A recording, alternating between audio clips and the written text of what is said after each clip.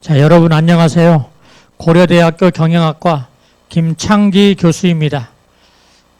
오늘은 지난 시간에 이어서 연금의 등장에 대해서 한번 생각을 해보겠습니다. 연금, 여러분도 많이 들고 계시죠? 노후를 준비하기 위해서 드는 연금. 자, 이 연금 제도는 정확히 언제부터다라는 기록은 없지만 대충 연금이 언제 등장을 해서 널리 사용되었는가라는 기록은 있습니다.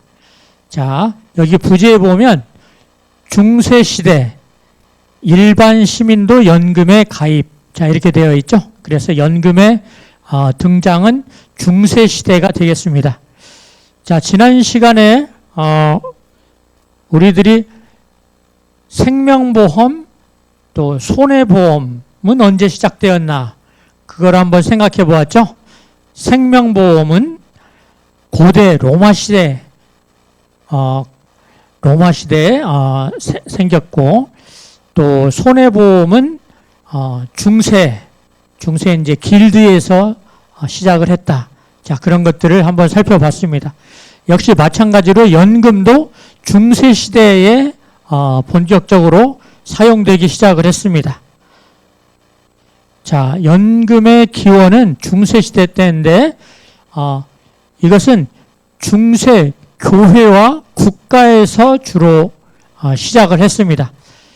자, 지난 시간에 생명보험 또 손해보험은 로마시대 또 중세에 시작을 했는데, 그 당시에 가입한 사람, 생명보험에 가입한 사람들은 아주 가난하고 어려운 노예랄지 또는 하층, 군인, 예술가, 자 이런 사람들이라 그랬죠. 또 손해보험은 역시 어려운 위험을 같이 나누는 상인들, 또 수공업자들, 자 이런 하층민들 위주로 시작을 했습니다. 그런데 연금은 그거와 조금 다릅니다. 연금은 중세시대 교회와 국가를 중심으로 등장을 했는데, 연금 제도는 오늘날의 연금 제도와 매우 유사합니다. 그렇지만 처음에 이 연금을 가입해서 사용한 곳이 교회나 국가고, 이 교회에서는 성직자들에게 연금을 지급했는데, 이 당시에 중세시대 때 교회는 굉장한 권력기관이었습니다. 자, 교황이 최고 높은 사람이었죠. 그리고 고위 성직자들도 굉장히 높은 권력자들이었습니다. 또 국가에서도 왕이 백작이나 공작 이런 귀족들에게 연금을 지급했습니다. 자, 귀족 굉장히 높은 계층입니다. 그래서 이 연금은 그 시작이 생명보험이나 손해보험과 달리, 손해보험은 하층민들부터 시작을 했는데, 이 연금은 상위 계층들, 고위 성직자 또는 귀족들부터 시작을 했다. 그리고 이 연금이 점점점 확대되어서 중세시대 때는 이제 일반 시민도 연금에 가입을 하기 시작합니다. 자, 그 내용을 조금 더 자세히 한번 살펴보겠습니다. 자, 먼저 교회에서부터 연금이 시작되었는데, 교회는 8세기경부터 종신연금의 형태로 은퇴한 성직자가 죽을 때까지 매년 일정 금액을 지급했습니다. 그러니까 종신연금이죠. 성직자, 주로 여기 성직자는 이제 고위 성직자입니다. 자, 대제사장, 대사제 또는 상위 그룹의 사제, 이런 고위 성직자들에게 죽을 때까지, 은퇴를 하면 죽을 때까지 그 성직자에게 연금을 매월 지급을 했습니다. 자, 실제 기록을 보면 1308년 성 데니스 스토원이 브레멘이라는 대사제에게 종신연금을 주기로 약속을 맺습니다. 자, 이게 기록에 나와 있습니다. 자, 요 기록을 한번 살펴보겠습니다. 자, 이 대사제가 수도원에 먼저 연금보험료를 냅니다. 일시납 연금보험료. 그 당시 돈으로 2,400리브르를 냅니다. 일시납 연금보험료로 대사제가 2,400리브르라는 돈을 내고, 이제 그 이후 이 대사제가 죽을 때까지 매년 400리브르를 주기로 하는 계약입니다. 자, 그러면 매년 400리브르니까 4,6은 24. 약 6년 이상 살아야 되는 거죠. 6년 이상 살아야 2,400리브르 일시납 연금보험료 이상 받을 수가 있습니다. 그러면 일찍 사망하면 자, 이 대사제는 손해를 보겠죠. 그래서 만약에 이 대사제가 처음 일시납으로 2,400리브르를 낸 뒤, 예를 들어서 2년 이내에 죽으면, 너무 일찍 죽었기 때문에, 그러면 428, 800리브르 뿐이 못 받았죠. 자, 그럴 경우에는 수도원이 이 대사제의 상속인에게 약 1,000리브르를 돌려준다라는 약속이 있습니다. 그래서 이것은 오늘날의 일시납 연금보험과 굉장히 흡사합니다. 일시납 연금보험료를 내고 매년 일정의 그 연금을 받고, 살아있는 한. 자, 그래서 죽을 때까지 연금을 받고, 그렇지만 초기에 너무 빨리 죽는다. 자, 그랬을 때는 회사에서 지금도 보상을 하는 거죠. 그런 것처럼 이 중세 때에도 대사제가 예를 들어서 2년 이내에 죽었다. 자, 그럼 연금을 너무 적게 받았기 때문에 손해를 보는 거죠. 자, 그랬을 경우에는 얼마를 돌려준다. 자, 이런 연금 계약을 합니다. 그래서 오늘날의 연금 계약과 굉장히 유사한 연금 계약입니다. 자, 그래서 초기의 연금은 중세시대 때 교회에서 시작을 했는데 주로 대사제 또는 높은 직위의 사제들에게 연금을 지급하는 그런 계약입니다. 자, 그러면 교회뿐만 아니고 이제 국가에서도 연금을 주었습니다. 자, 그 당시에는 이제 왕정 시대이기 때문에 국가는 이제 왕이죠, 왕. 왕이 누구에게 연금을 어떤 식으로 주었을까요? 자, 국가, 즉 왕은 귀족, 즉 공작, 후작, 백작, 자작, 남작, 자, 이런 귀족에게 당시에는 땅을 주어야 했습니다. 땅. 자, 귀족의 칭호를 수여한 다음에, 귀족으로 임명한 다음에, 예를 들어서 백작으로 임명을 했다. 그런 다음에는 그 백작에게 영지, 땅을 주는 거죠, 땅. 그래서 그 땅을 경작을 해가지고 거기서 나는 소득을 수입으로 삼는 거죠. 그런데 나중에 이 귀족들이 점점점 숫자가 늘어나니까 국가에서 모든 귀족에게 땅을 다 줄 수가 없습니다. 자, 그런데 뭐 백작이나 공작으로 임명을 한 후에 영지를 줘야 되는데 줄 만한 땅이 없는 거죠. 자, 그런 경우에 왕은, 즉 국가는 그 귀족에게 연금을 주었습니다. 연금. 자, 그래서 왕이 귀족에게 연금을 주었다. 자, 그 사례를 한번 보면 실제로 잉글랜드의 헨리 1세는 1103년에 프렌들이라는 백작에게 매년 400마르크의 연금을 주기로 계약을 합니다. 약속을 합니다.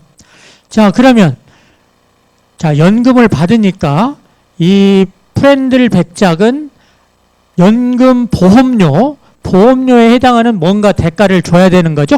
자, 그 보험료를 돈으로 지급하지 않고 이 프렌들 백작은 헨리 1세 왕에게 무엇을 줬냐면 기사 1,000명을 제공하는 계약을 맺었습니다. 자, 이때 기사 한 명당 가지고 있는 말 타고 다니는 말이 3필이 있었습니다. 그러니까 실제로 기사 1,000명과 3,000필의 말을 제공한 거죠, 왕에게. 자, 요게 실제로는 연금 보험료가 되겠습니다. 그래서 보험료를 현금 돈으로 지급하지 않고 기사 1,000명을 왕에게 제공을 하고, 그래서 이제 이 기사들이 왕을 호위하거나 전쟁이 일어났을 때 전쟁을 수행하거나, 자, 그런 역할을 했겠죠.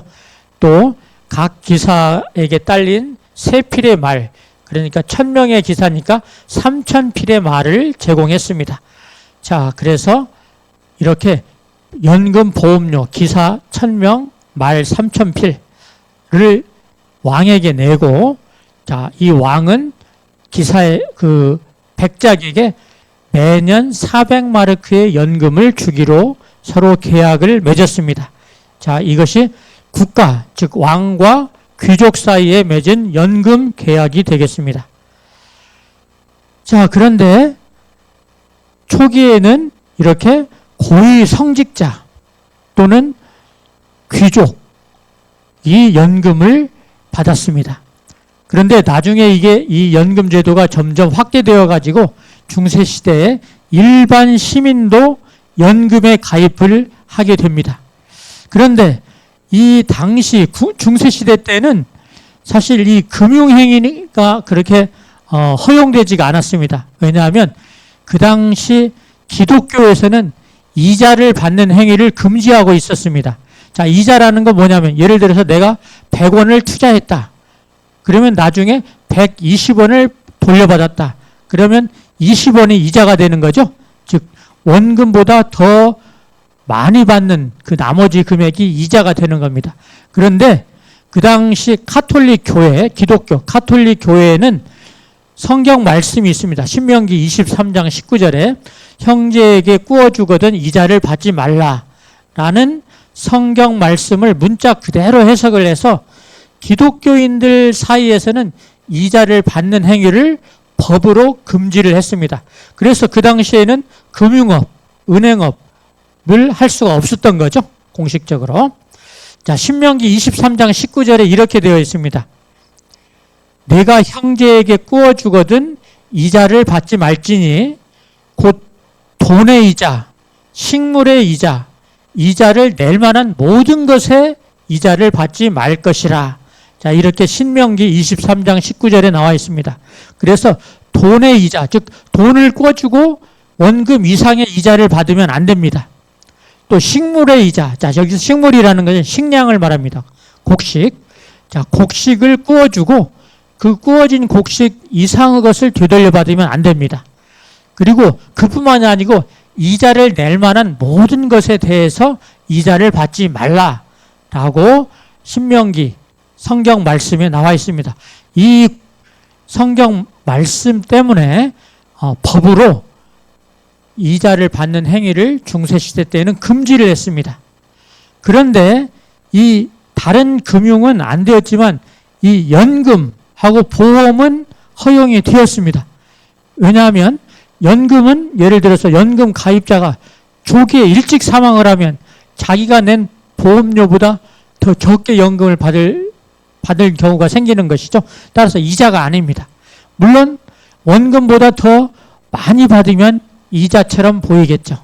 그렇지만 적게 받을 수도 있고 많이 받을 수도 있고, 자, 그런 경우가 생기기 때문에 이 연금 제도는 이 이자 금지 조항에 해당되지가 않았습니다. 그래서 이 중세시대 때 연금 제도는 이 이익에 해당하지 않는다라고 판단되어서 연금 제도가 유럽 전역으로 퍼져나가기 시작했습니다. 그래서 이 연금 제도가 유럽 전역에 퍼져나가고 일반 시민도 중세 시대에 일반 시민도 연금에 가입할 수가 있었습니다.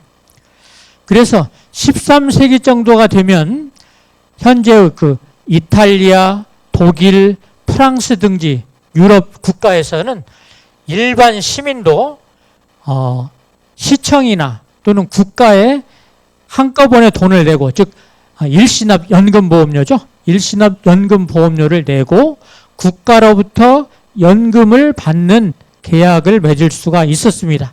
그래서 일반 시민들, 특히 어려운 삶을 살아가는 사람들, 일반 시민들도 연금에 가입함으로써 노후를 보장받는 따뜻한 보험으로 연금이 정착하게 됩니다.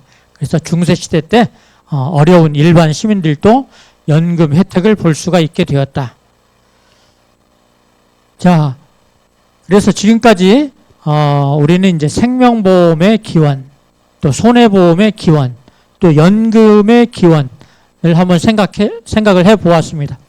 이 모든 보험 제도는 인간의 행복을 위해서 만든 제도입니다.